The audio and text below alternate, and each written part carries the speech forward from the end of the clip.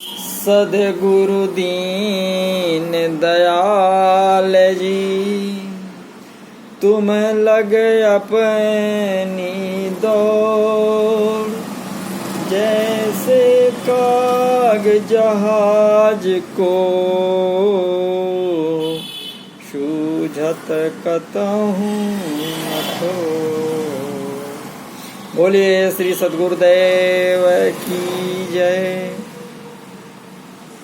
आप समस्त श्रोता बंधुओं को हमारा हार्दिक प्रणाम, सप्रेम नमस्कार है। जैसे कि चर्चा चल रही है कि रामायण के अनुसार मानस रोग, तो उसका ये 37वां एपिसोड है। इस 37 एपिसोड में आप सभी का स्वागत है, हार्दिक अभिनंदन है। तो गोस्वामी जी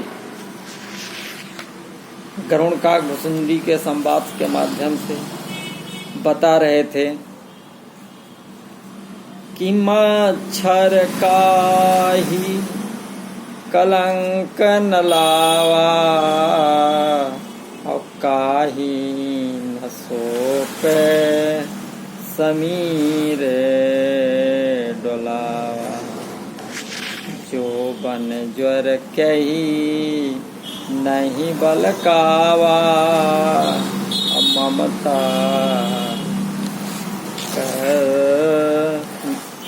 कही कर जस न नसावा।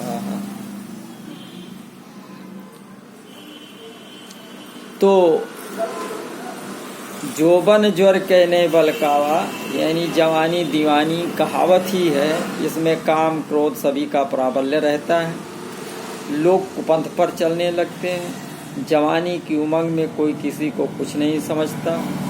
भर्तृहरि महाराज जी भी कहते हैं कि युवावस्था का राग, युवावस्था जो है वो राग का घर है। अगणित नरकों के महान दुखों की प्राप्ति का कारण है। मोह उत्पन्न करने के लिए बीज रूप है। ज्ञान रूपी चंद्र को छिपा देने के लिए मेघ समूह रूप है। कामदेव का एकमात्र मित्र यही है। नाना प्रकार के दोषों को प्रकट करने वाला, अपने कुल यानी सद्गुणों को भस्म करने वाला है, और इसके समान संसार में दूसरा अनर्थ नहीं।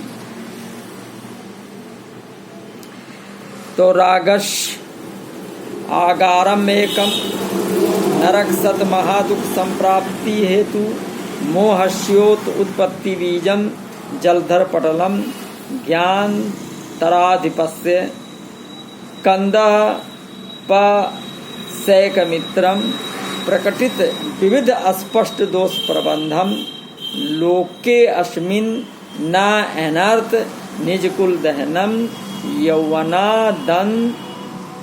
दन्य दस्ती। यानी श्रृंगार शतक में इसका वर्णन हुआ है। बलकावा में भाव ये कि जैसे ज्वर में लोग पर्यंक से उछल उछल पड़ते हैं, वैसे ही यौवन आने पर लोग मर्यादा त्याग देते हैं। ममता कहकर जस न नशावा का भाव कि जो यश प्राप्त है उसको भी ममता नष्ट कर डालती है। तो ये कहकर मच्छर काहे कलंक न लावा कहने का भाव है कि ममत्व से प्राप्त यश का नाश हो जाता है, पर ये जरूरी नहीं है कि अपयश हो। और मत्सर से अपयश की प्राप्ति होती है। पूर्व यश रहा हो या नहीं, इससे प्रयोजन नहीं। ममता से लोग कुमार्ग पर चलते हैं, जिससे यश नाश होता है ही है। ममता बस हो ऐसा काम कर बैठते हैं कि सब थू थू करते हैं। देह व्यवहार में अधिक प्रीति ममता है। यश ना नाश किया का भाव कि यश तो परमार्थ से होता है और ममता तो स्वार्थ है, तब यश कैसे? तो शोक समीर डलाया, यानी शोक सबको हिला कपा देता ही है। इससे धैर्य और धर्म छूट जाता है। धैर्य और धर्म छूट जाता है इत्यादि। वनवास पर पूर्ववासियों की दशा और तारा मंदोदरी आपकी दशा सबने पढ़ी है। रहा न ज्ञान न धीरज लाजा। श्री जनक दशरथ जी ऐसे धीरों को भी शोक ने दहला दिया। मत्सर यानी किसी को दबाकर उसके बढ़ने की इच्छा, ईर्ष्या यानी डाह, मत्सर से कलंक लगता है। लोग कहते हैं इतना पाकर भी इनको ये दशा है, धिक्कार। तो आगे बता रहे हैं कि चिंता सापिनी को नहीं खाया, और को जग जाही न व्यापी माया। और कीट मनोरथ दारु शरीरा, और जही न लाग घुन को असधीरा। गोस्वामी जी बता रहे हैं कि चिंता रूपी सापिन को ने किसको नहीं खा लिया। संसार में ऐसा कौन है जिसे माया न व्यापी हो। मनोरथ रूपी घुन कीड़ा जिसके शरीर रूपी लकड़ी में न लगा हो, ऐसा धैर्यवान पुरुष कौन है। चिंता सापिन को नहीं खाया, यानी चिंता से छाती दिन रात जलती रहती है। बाली त्रास व्याकुल दिन राती, और तन बहु बरन चिंता जर छाती। तो चिंताग्रस्त मनुष्य जीते जी मरा हुआ सा है। कहा भी है कि चिंता तो मरने पर जलाती है, पर चिंता तो जीते जी मनुष्य को जला डालती है। चिता चिंता समाख्याता किंतु चिंता गरीयसी, चिता धात निर्जीवम सजीवो दह्यते अनया। तो इसी से नागिन की उपमा दी। नागिन के डसने से जलन होती है और मनुष्य मर जाता है। पुनः को नहीं खाया का भाव कि नागिन सबको खा नहीं लेती, उससे मनुष्य बच भी जाता है, पर चिंता रूपड़ी सापनी से कोई नहीं बचता। हर एक को चिंता होती है, जिसे होती है उसे वो खा ही लेती है। खाया से यहाँ अजगर जात की सरपड़ी जान पड़ती है, वो खाया नहीं डस लिया। तो कीट मनोरथ दारु शरीरा, जय न लाग उनको असधीरा। तो घुण एक प्रकार का छोटा कीड़ा होता है जो अनाज पौधे और लकड़ी आदि में लगता है। तो जिसमें लगती है उसे भीतर ही भीतर खाते खाते खोखला कर डालती है। तो इस प्रकार मनुष्य के मन में जो अनेक वासनाएं उठती हैं, वे उसके शरीर का भीतर ही भीतर धीरे धीरे क्षीण और छलनी सरीखा करती जाती हैं वासनाएं। तो को असधीरा का भाव की धीरवान की ये दशा हो जाती है, तब औरों का कहना ही क्या। तो अस को धीरा का भाव कि बड़े बड़े धीरों में भी अनेक मनोरथ उठते रहते हैं। उन धीर पुरुषों को शरीर में भी घुन लगता है। अब आगे गोस्वामी जी गरुण का मुसुंदी संवाद से बढ़ाते हुए जन समाज को बता रहे हैं कि सुत बित लोक ईसना तीनी, और क्या ही के मत इन कृत नामली। तो ये सब माया कर परिवारा, और प्रबल अमित को बर नहीं तारा। शिव चतुरानन जाहि डराही, और अपर जीव कई लेखे माही। तो बता रहे हैं कि सुत यानी पुत्र हो, वित्त यानी धन हो, लोक यानी लोक में प्रतिष्ठा हो। तो ईसना तीनी, इन तीनों इच्छाओं से किसकी बुद्धि मलिन नहीं कर दी गई। तो ये सब माया का कुटुंब है, जो बड़ा बलवान और असंख्य है, उसे कौन वर्णन कर सकता है।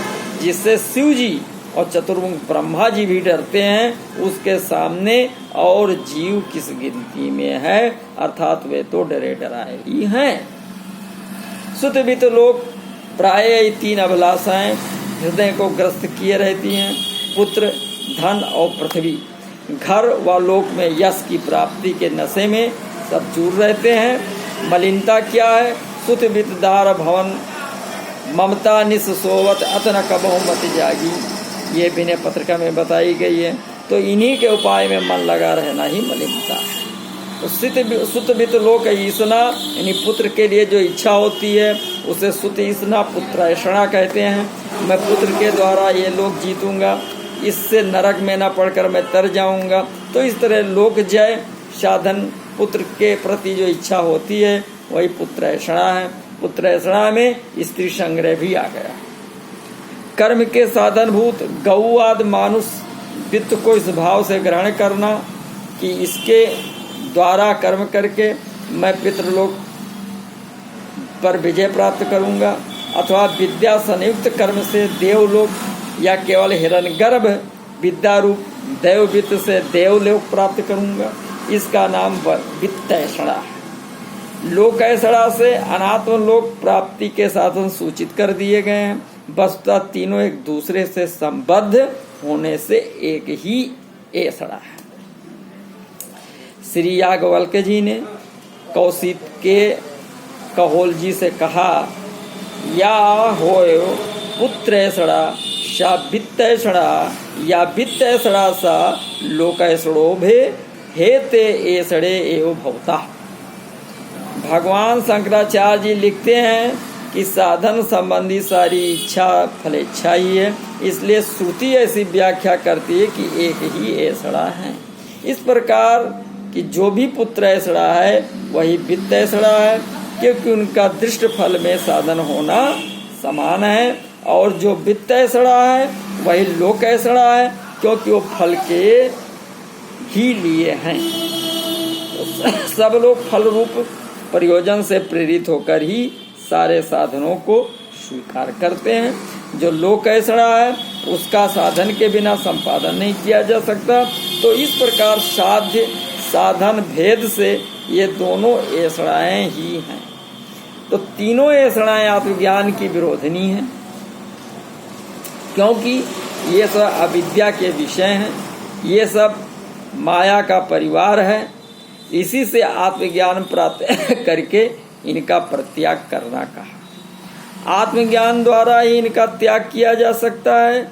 यथा यो अस्नाया पिपासे शोकम मोहम जराम मृत्युम उत्तेति एतम वै ता आत्मानं विदित्वा ब्राह्मणा पुत्रैषणाश्च वित्तैषणाश्च लोकैषणाश्च व्युत्थायाथाय आयाथ भिक्षाचर्यं चरन्ति। अर्थात जो क्षुधा पिपाशा शोक मोह जरा और मृत्यु से परे हैं, उस आत्मा को जानकर ब्राह्मण पुत्र वित्त और लोक तीन ऐषणाओं से अलग हटकर भिक्षाचार्या से विचरते हैं, यानी भिक्षा का व्यवहार करते हैं। अब है ये सब माया कर परिवार। तो माया का परिवार क्या है? मोह, काम, तृष्णा, क्रोध, लोभ, श्रीमद, प्रभुता, स्त्री के कटाक्ष, गुण, मान, मद, यौवन, ममता, मत्सर, शोक, चिंता, माया, मनोरथ, सुत वित्त लोक ऐषणा, जो पहले अभी गिनाया जा चुका है। ये सब माया का परिवार। तो प्रबल कहा क्योंकि विज्ञान धाम मुनियों के मन में क्षोभ उत्पन्न कर देते हैं, जैसे काम क्रोध लोभ आदि मद प्रबल मोह का धार, और तीन माह अति दारुण दुखद माया रूपी ना तात तीन यत अति प्रबल खल काम क्रोध और लोभ है, और मुनि विज्ञान धाम मन करें निमित्त मोक्षो। तो अमित का भाव कि जितने का नाम लिया इतना ही नहीं है, वरन अपार हैं, इसे कौन गिना सकता है। गो गोचर जहाँ लग मन जाई सो सब माया जानो भाई। तो ये बस माया, ये सब माया कर परिवारा, परबल अमित को बर नहीं पा रहा। तो जो मोहादी 18 माया के परिवार अभी गिनाए गए हैं, ये सब क्लेश रूप हैं। योग शास्त्र ने अविद्या, अस्मिता, राग, द्वेष और अभिनिवेश, इन 5 को क्लेश रूप कहा है। अविद्या, अस्मित, राग, द्वेषा, अभिनिवेशा क्लेशा, विचार करने से इन 18 का अंतर्भाव पंच क्लेश में हो जाता है। परंतु 18 प्रकार की पीड़ाएं जो इनसे होती हैं, वे 5 प्रकार मानने से स्पष्ट नहीं होती। यहाँ माया से अविद्या माया अभिप्रेत है, क्योंकि अविद्या से ही शेष 4 क्लेशों की उत्पत्ति होती है। यथा अविद्या क्षेत्र भूतैः येषां परच्छन्न तनु विच्छिन्न उदाराणाम, एवं 18 की अविद्या माया का परिवार कहना युक्तियुक्त है। अब का शिव चतुरानंद जाए डरा ही, क्योंकि ये सब फंदे में पड़ चुके हैं। इनका नाम देकर जनाया कि ये सब ईश्वर कोट के हैं, ईश्वर कोट के हैं, जीव नहीं है। जब ये डरते हैं तब जीव का कहना ही क्या। तो वीर गुणकृत सन्निपात से कह मत, तो इनमें सब अभेद रूपक प्रत्यक्ष प्रमाण और वक्रोक्ति अलंकार हैं। अपर जीव के लेखे माही में काव्यार्थ पद्य अलंकार। तो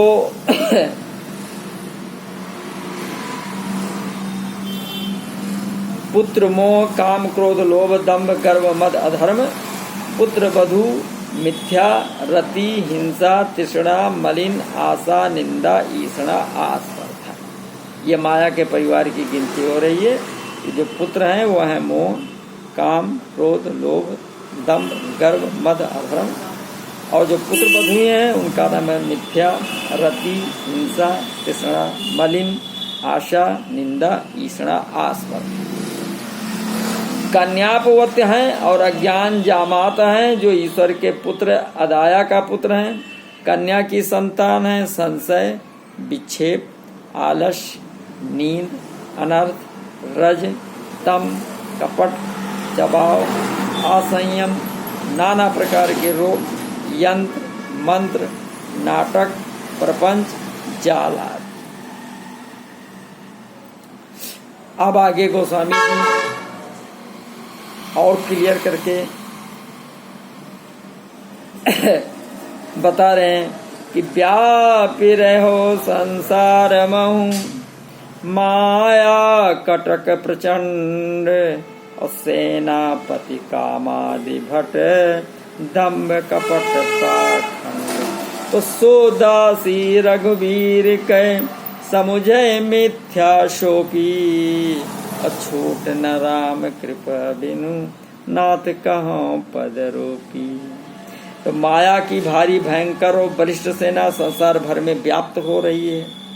कामादि अर्थात काम क्रोध और लोभ उस सेना के सेनापति हैं, और दम कपट और पाखंड उसके योद्धा हैं। तो यहाँ लड़ने वाली सेना और माया के कटक में एक रूपता वर्णन समअभेद रूपक है। तो वो समझने में वो असत्य है। फिर आगे बताया दंभ कपट पाखंड कर्म मन और वचन के 3 भेद हैं। तीनों में बहुत थोड़ा थोड़ा अंतर है। औरों को दिखाने के लिए झूठा नंबर करना जिससे प्रतिष्ठा हो, इसको दंभ कहते हैं। यथा नाना बेस बनाए दिवस निस पर बित जय ते जुगत हरऊं, विनय पत्रिका में बताया गया है 141वां दोहे में। गुर नित मोह प्रबोध दुखित देखी आचरण मम, मोहि उपजय यत क्रोध दम्भे नीत की भावई। झूठा आडंबर बनाना कर्म है, पर दंभ मन का भी होता है। यथा हृदय दंभ अहमित अधिकारी। कपट में भीतर कुछ होता है, बाहर कुछ होता है। ये मन में होता है, यथा लखाई न भूख कपट जग जाए। सती हृदय अनुमान किए, सब जाने सर्वज्ञ, और कीन कपट में शंभुसन नार सहज जड़ अज्ञ। तो मैं खल हृदय कपट कुटिलाई। तो पाखंड, दुष्ट तर्क आदि द्वारा विपरीत मत का प्रतिपादन करना इत्यादि ये वचन द्वारा होता है। जैसे जिम पाखंड बाधते गुप्त होए सदग्रंथ। तो ये तीनों शब्द एक साथ में आए। प्रचंड का भाव कि इसको जितना तो दूर रहा कोई सामने भी नहीं आ सकता। सोदासीर का भाव कि जो है मिथ्या शोप, यानी कहा जाए कि रस्सी को सांप समझने से थोड़ी देर दुख होगा और उजाला होते भय चला जाएगा, तब झूठी माया से डरना क्या। तो उस पर कहते हैं कि रस्सी सर्प के समान ना समझो, ये बलवती है। तो छोड़त छुड़ाए ते गहाए ते गहत, या किसी ने की माया तो ना सच्ची है ना झूठी है ना दोनों मिली है, तब क्या है। तो यम अप न सती व ना अस्तीनो अभयम व नई जगु रीति तज्ञा ताम निर्वाच्य रूपा। ये सत्य भी नहीं है, असत्य भी नहीं है, और सत असत्य भी नहीं, कृत्य अनिर्वचनीय है। तो इसी को भुसुंडी जी यहाँ दृढ़ कर रहे हैं। इस तरह की वो जो है आगे बताया कि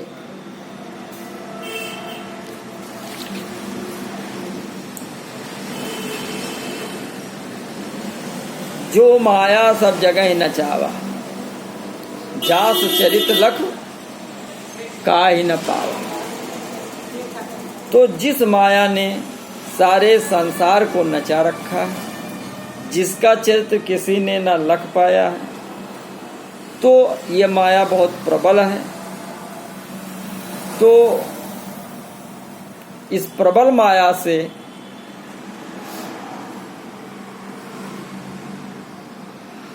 यही मानस रोग है। अभी और मानस रोग का वर्णन अगले अध्याय में करेंगे। तो मन के अंदर मन और माया यही दो जीव को फंसा के रखे हुए हैं, और मन माया से ही बच गया तो जीव मुक्त। तो जीव को मुक्ति के तरफ ले जाने के लिए पहले इनको जानना जरूरी होता है। इसलिए हम आप सबको इस तरफ ला रहे हैं। आत्मज्ञान बताया जा चुका है, लेकिन उसमें बाधक मन और माया होते हैं। तो मन माया को जब जान जाएंगे तो इनसे बचने का साधन भी प्राप्त होगा। आगे अभी मानस रोग और है, वो बताया जाएगा। तब तक आप लोगों को नमस्कार, बहुत बहुत धन्यवाद। कृपया आप लोग लाइक करें, शेयर करें, कमेंट्स करें और सब्सक्राइब जरूर करें जो ना किए। धन्यवाद।